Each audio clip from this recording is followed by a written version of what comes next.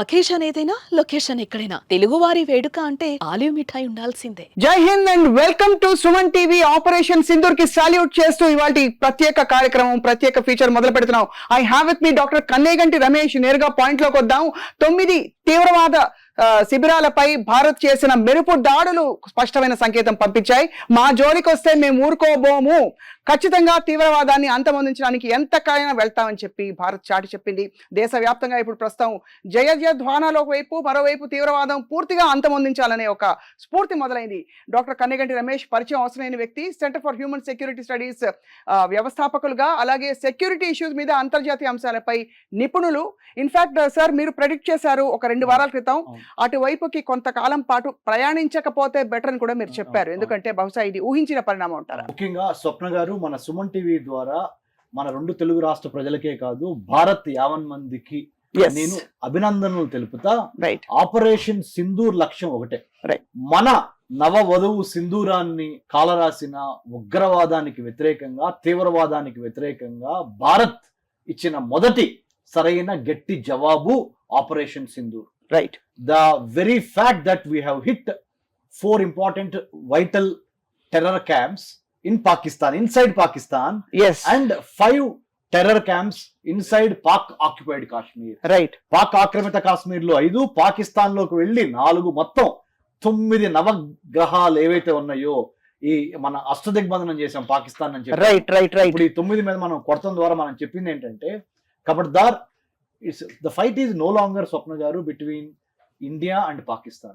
The fight has gone to the level, global level, humanism versus terrorism. Absolutely. And ఇది నిజంగా India has been championing the cause of humanism. అవును, మానవతావాదము, మానవ శ్రేయస్సు, మానవ రక్షణకి ఉగ్రవాదం అనేది ఒక పెను భూతము కాబట్టి దాన్ని కుకుటి వేళ్లతో సహా పెకిలించడానికి, అందుకనే మనకి మొట్టమొదటిసారి స్వప్న గారు, ఎస్, అంతర్జాతీయ సమాజం మొత్తం భారత్ కి సపోర్ట్ గా, ఇంక్లూడింగ్ ఇస్లామిక్ కంట్రీస్, అందరూ అంటే జరిగిన పహల్గామ్ అటాక్ ని ఏ విధంగా అయితే ఖండించారో, ఇప్పుడు జరిగిన ఈ మెరుపు దాడులను కూడా దాదాపు సమర్థిస్తున్నారు. అండ్ కొద్దిసేపటి క్రితం మనకు తెలిసింది, అమెరికా విదేశాంగ శాఖ నుంచి కూడా మనకి కొన్ని స్టేట్మెంట్స్ వచ్చాయి. Security adviser of United States of America called Pakistani government and said, Bharat కి రైట్ టు రిటాలియేట్, అంటే తిరిగి కొట్టే అధికారం ఉంది. ఎందుకు ఉందంటే, రైట్, మిమ్మల్ని మిలిటరీని కొట్ల వాళ్ళు కొట్టింది ఉగ్ర మూకల్ని, ఉగ్ర శిబిరాలని.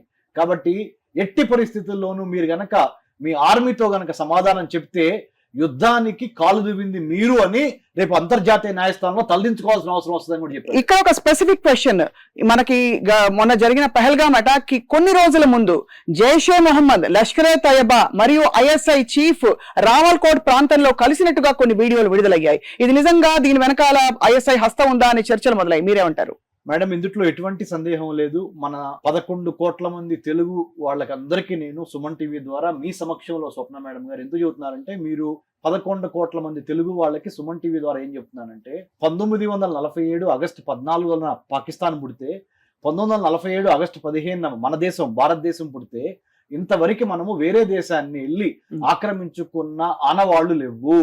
ఉగ్రవాదం ద్వారా మన ముంబైలో, మన ఢిల్లీలో, మన కోయంబత్తూరులో, మన హైదరాబాద్ లో, మన చెన్నైలో, మన కన్యాకుమారిలో మనల్ని కొట్టి వేల మందిని చంపి పార్లమెంట్ అటాక్స్ దగ్గర నుంచి వాళ్ళ వరకు చేసి, Pakistan state sponsored terrorism, state initiating terrorism, state conducting terrorism అనే దానికి సూట్ అయ్యి, ఇప్పుడు ఈ లష్కర్ ఈ తైబా అనుబంధ సంస్థ అయిన ది రెసిస్టెన్స్ ఫ్రంట్ అనే దాని ద్వారా మన పెహల్గామ్ లో జరిగిన 26 మంది పౌరుల్ని పట్టణ పెట్టుకున్నది, భారత పౌరుల్ని, 2 విదేశీయులను కూడా పట్టణ పెట్టుకుంది. దానికి వ్యతిరేకంగా, టెర్రరిజానికి వ్యతిరేకంగా, హ్యూమనిజాన్ని గెలిపించడానికి, మానవతావాదాన్ని, మానవత్వాన్ని గెలిపించడానికి జరిపే పోరులో భారత్ ఉన్నది అని మీ ముందర నేను చెప్తున్నాను. పాక్ ప్రధాని ఇవాళ జరిగిన ఈ మెరుపు దాడుల్ని ఖండించడం వెనక ఆంతర్యం ఏమిటని అర్థం చేసుకోవాలి. సింపుల్, వాళ్ళు అన్ని రకాల చీప్ ట్రిక్స్ అంటారు. The chief, CHIF, chief of Pak army ఎవరైతే ఆసిఫ్ ఉన్నారో, ఆసిఫ్ మునీర్, ఆయన కరెక్ట్ గా, ఆయన అనకూడదు, వాడు 15 ఏప్రిల్న ఆసిఫ్ మునీర్ పాకిస్తానీ ఆర్మీ చీఫ్ మాట్లాడిన వారం రోజులకి, అంటే 22 ఏప్రిల్, పహల్గామ్, జమ్మూ కాశ్మీర్ భారత్ అంతర్భాగం వచ్చి టూరిజం లో పర్యాటకులుగా ఉన్న వాళ్ళని టెర్రరిస్టులు వచ్చి చంపటం అనేది, అది పాయింట్ బ్లాంక్ బట్టలు విప్పదీసి చంపటం అనేది, మీరు చెప్పండి, పాకిస్తానీ ఆర్మీ చీఫ్ చేసిన 15 ఏప్రిల్ చేసిన స్టేట్మెంట్ కి 22 ఏప్రిల్లో జరిగిన ఉగ్రదాడికి సంబంధం లేదా? చెప్పండి మీరు. ఖచ్చితంగా సంబంధం ఉందనడానికి మనకి అనేక ప్రూఫ్స్ కనిపిస్తున్నాయి. ఉదాహరణకి అక్కడ స్థానికంగా రావల్కోట్లో మదర్సాలో పిల్లల్ని కిడ్నాప్ చేసి తీవ్రవాద ట్రైనింగ్ శిబిరాలు పాక్ ఆక్రమిత కాశ్మీర్ లో నడుపుతున్నారు పాకిస్తాన్ ISI సమక్షంలో వాళ్ళ సారథ్యంలో అని చెప్పడానికి కూడా చాలా మంది వక్తలు మాట్లాడిన మనకి వీడియోస్ చూస్తున్నాం. 100% మేడం. అక్కడే కాదు, ముర్దుకి, బావల్పూర్, సియాల్కోట్ ఈ అన్ని ప్రాంతాల్లోనూ మద్రాసాస్ లో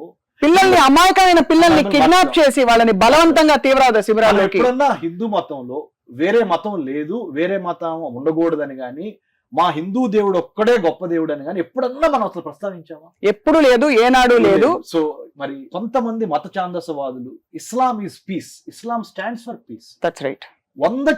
100 మంది ముస్లిమ్స్ ఉంటే 90 మంది శాంతి కాముకులు ఉంటారు. అవును. ఆ 10 మంది తీవ్రవాదం, మతోన్మాదము, మదమెక్కి ప్రవర్తించే ఆ 10 మంది మరి ఫండమెంటలిస్టులు చేసిన పనికి 14 ఆగస్టు 1947 నుంచి ఇవాళ వరకు పాకిస్తాన్ చరిత్ర చూస్తే, మన భారతదేశ చరిత్ర చూస్తే, మనమేమో science, technology, engineering, mathematics, trade, technology, wealth creation through all these things మనం చేస్తుంటే, టెర్రరిజాన్ని అడ్డం పెట్టుకొని టెర్రరిజం ద్వారా వెల్త్ క్రియేట్ చేయాలని కొన్నాళ్ళు అమెరికా స్నేహం చేసి ఇప్పుడు చైనాతో స్నేహం చేస్తా, అంటే తన సొంత శక్తితో స్వశక్తితో ఎదగాలనే విషయాన్ని మర్చిపోయి, రైట్, దాయాది దేశమైన భారత్ నుంచి కూడా ఏమీ నేర్చుకోకుండా, the largest democracy on the planet earth India, the 5th largest economy on planet earth is India, the highest number of youth with talent, technology and good attitude India.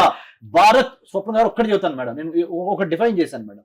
BHARAT Bharat అంటే అర్థం ఏంటంటే building a harmonious and audacious Raj to achieve trade, technology, tourism and tenacity and going for capacity building. That is called Bharat. And BHARAT.